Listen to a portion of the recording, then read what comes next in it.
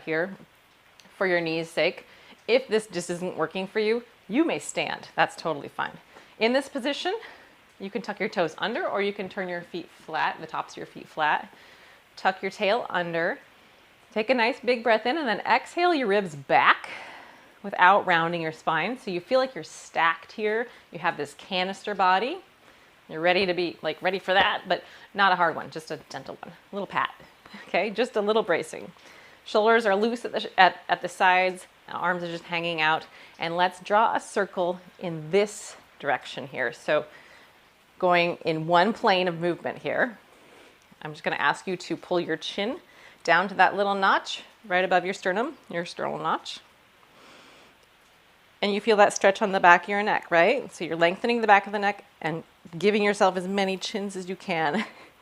And then I want you to reverse it. Just reach up and out through the chin, lengthening the chin in the front of the neck, but also not letting the head fall off backwards like that. Oh, okay? And let's alternate that for a couple more times. Go ahead and tuck. Sometimes I like to keep my hands on my ribs in case I reach and jut my ribs out too. You don't want any movement except for the joint you're working with. So right now we're working on cervical spine. Tuck. Reach. Good. Let's go ahead and move it into a circle. So go ahead and start back to the tuck, and then start to push your chin out as you reach up. That's the front half of the circle. So when you get as high as you can, begin to pull the chin back as you pull it down. Yeah? I was joking with my class earlier that this is a great one to do in the DMV line. Give people some space.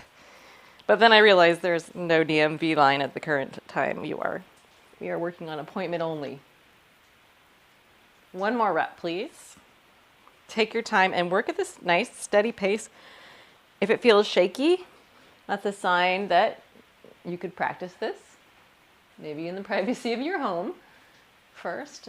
And it will help your neck move when you ask it to move, instead of recruiting other muscles to do that work. All right, that's one way. Let's do one more direction. We're just gonna shake our head no. Try not to let your shoulders come with or help. And also don't let your spine rotate. So keep your chest leading forward, or your laser beam off your sternum pointing forward and not moving from that target. Check in with your chin. Make sure you're not reaching out as you come through the center, but you're fairly neutral, which means you're not making chins, but you're also not stretched into that forward head posture that we know so well. While you're doing this, you can kind of take stock and see, well, which way am I able to get more movement in one direction or the other? And which way is that, and how is it feeling? Is there tension? Is there pinching? If you feel pinching as you're turning into this side, if you're feeling pinching on that same side you're turning into, is what I mean, then I want you to stop, just pause just a little bit sooner, unless it's just a little bit of discomfort and pain. You can be the best judge of what is good pain and what is discomfort, right? Okay, let's put our side to side and our down up all together. So we're just gonna kind of connect the dots and draw a circle on this plane now with our chin still.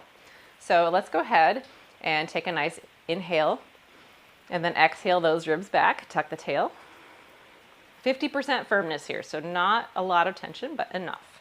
Tuck the chin to the sternal notch and then glide it across your collarbone to your right shoulder. Don't let your left shoulder come along. When you get to your right shoulder, tip your head back just a little bit, like somebody behind you is calling your name. And then we're gonna make the big arcing reach up and over. So through the center, like we did earlier, reaching that chin up and out, but then continue until you reach your left shoulder. That's it. And now tuck the chin in to where that clavicle meets your shoulder joint. And glide it across your collarbone to your sternal notch. And then come up. Good. Let's go one more time. This time we'll head to the left first. Ready? Inhale. Set those ribs and tuck the tail. Did you maintain it last time? If so, good work. Tuck the chin. Glide to your left. Tilt the chin back just a bit, up and back, and then arc up and across. Reach the whole time. Look over the right shoulder, tuck the chin, glide across that collarbone, and back up.